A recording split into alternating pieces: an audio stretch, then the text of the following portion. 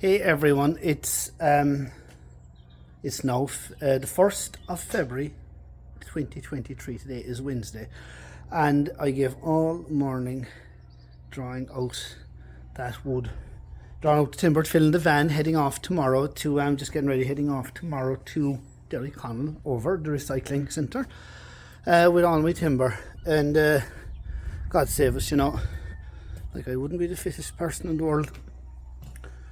And geez, that was some workout for the likes of me. Sure, I'm here, like the fellas say, I'm here on my own. And I gave the whole morning, going,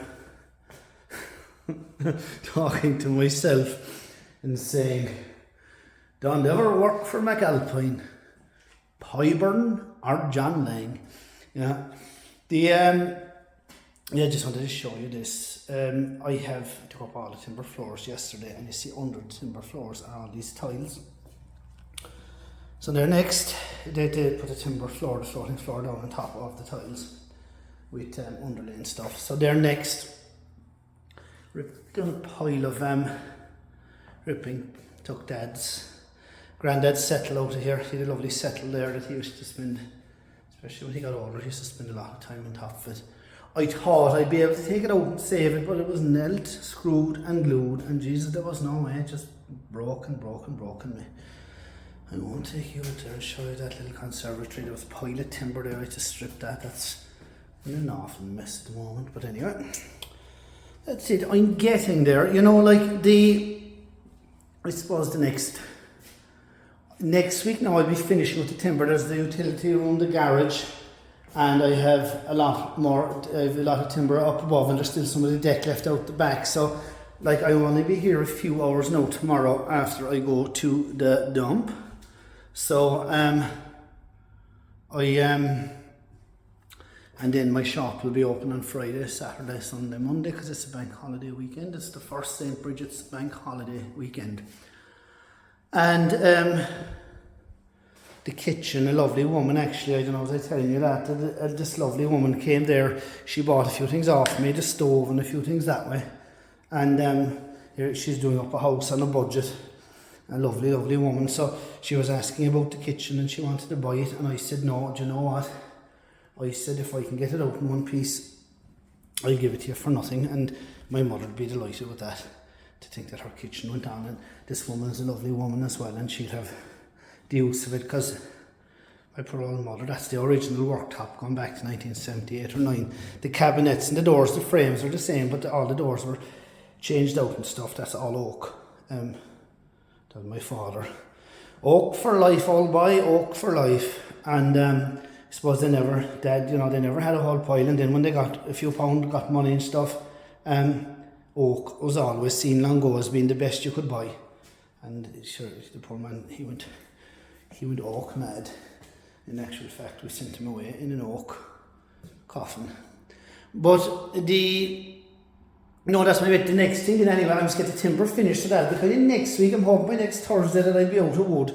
You see, I picked one material, especially when you're going recycling, and I said that I would we'd run with that, and we just stick to that. It's a lot easier than mixing and matching. The next thing then I'll have to do is I have two options. All the tiles must come up off the floor and down off the walls, obviously, and all the bathroom wire and stuff must come out. But as well as that, isn't there, up there in the attic, and that's like the Dark Hall of Calcutta now, there is there's a load. A couple of years before Dad died, he got the attic insulated, and there's a right load of it's new insulation, the old stuff you roll out, up there. And Christ, I mean, everything has gone so expensive, and plus the fact I don't like wasting things anyway. I'm going to go up there for a couple of days, and there'll be a couple of days to look forward to, and I'm going to try and see a bit of it sticking out there. Going to try and roll that up, get a whole lot of black bags or something, and it'll take forever to do it. Put it all into bags and keep it, and then you see what I'm thinking is that it will I can put it into the stud walls, because there's no insulation in the studs and the walls here. A lot of it is interior stud wall. And obviously when I have that done and the tiles up, the next job then is all the slabs must come down, the ceiling slabs and the slabs off the walls and stuff, because just to we'll be redoing the whole thing. And like, there's a bloody science now in building a house, especially with this insulation. It wasn't as easy as long ago when you could, it was a lot simpler, but anyway, there's a science involved in it now, and I'm told that if you get it wrong, God help us, you'll have a house full of mould. So, and you know, and there have been houses where they've spent hundreds of thousands and got it completely wrong. So, that's the thing. We'll strip out the whole thing and start afresh and hope. Hopefully it will, we won't discover any gremlins or anything along the way. And then when it's stripped out, it'll be easier for to run wires and pipes and services, and there's a heat recovery ventilation system to go in and stuff, and a lot of that. I'm hoping to do a lot of that myself, actually. I'd enjoy that, just seeing how it works and the whole system. So, that's where I am. That was kind of a bit long-winded, but I'm kind of videoing as I go along because I'm conscious that I'm ripping and ripping more, and I'm hoping that I'm capturing it all on camera. Not so much for me, but for the next generation and the generation after me. There we are. That's it. We'll see what next week will bring. Talk soon. Hey everyone, I'm here in the dump, and not the dump, Derry Connell, and I'm sweating. My God, I've had some workout. I've just emptied the van. Or I've been drawing stuff over here now, lots and lots of stuff. So what's inside in that skip? I'm just going to documenting this for myself, really. It's the most of the timber that's in the bungalow, everything you can see there. The doors down there in that corner, I just threw in, was it 7 or 8 solid pine doors, the best of pine doors. And with every single, you know, every time I put one in, I had to apologise to my father and my mother because they were really, really nice, fine, solid pine doors. The reason we're changing them is that they're narrow. We want to put in wider doors. Other than that, I genuinely would keep them because it's an awful waste to throw them in there. I tried putting stuff up in Dundee, and you can't even give stuff away. Genuinely, nobody wants it. So, based on that, I just put them into recycling. Do you know, and to be honest, you put stuff up in Dundee, if you put it up for nothing, they'd nearly ring you and ask you would you pay them to take it away.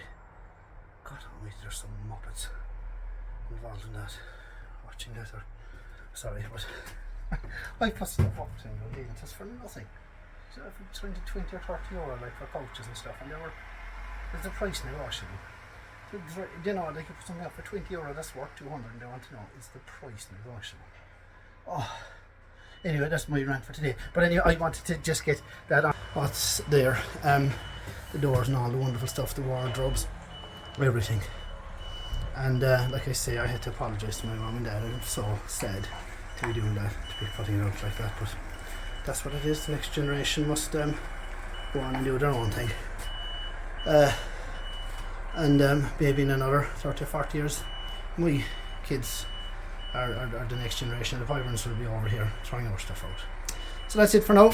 The van is empty. Back over to fill it again, and we'll talk soon.